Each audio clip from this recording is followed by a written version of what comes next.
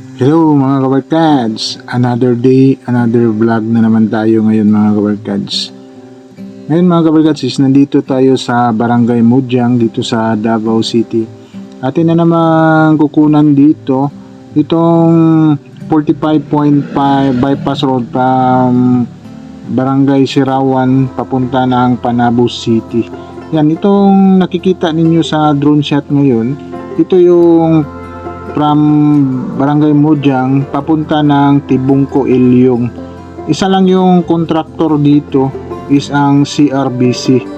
Yan, nagsimula na sila dito sa Barangay Mudyang, tapos doon din sa Ilyong Tibungko may ginawa doon din. Kaya magkasalubong sila dito. Isa lang contractor ang nagtatrabaho nito. Yan, more in bridges itong gagawin dito. Kasi nakikita ninyo dito yung kabundukan is hindi pantay. Kaya more in bridges ang gagamitin dito. Siguro kung matapos itong project na ito, maganda tingnan siguro. Kasi more in bridges siya. Ito yung update natin dito sa Barangay Mudyang na 45.5 bypass road project. Yan, let's go.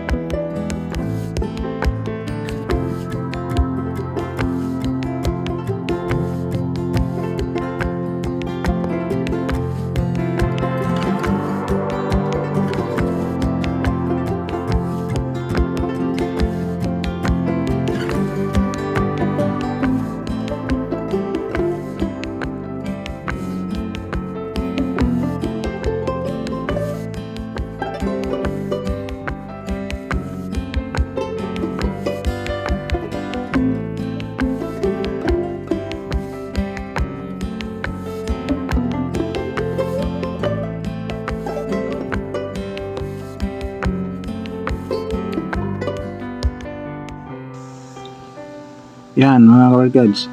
Ito naman yung from Barangay Mudyang going to Malagamot na project.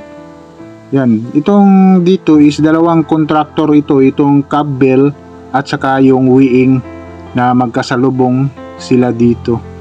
Yan. Naka-update na tayo doon sa Malagamot. Ito naman yung Karugtong.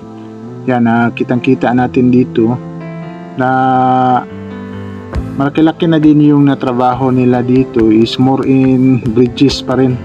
May mga ginagawang mga pier dito. Yan, madaanan natin dito sa ating drone na nakatayo yung mga poste dito. Ibang klaseng poste dito gagawin mga kabarkads. 4 lanes siya pero isang poste lang ang nakatayo na design. Napakaganda talaga kung matatapos itong project na ito.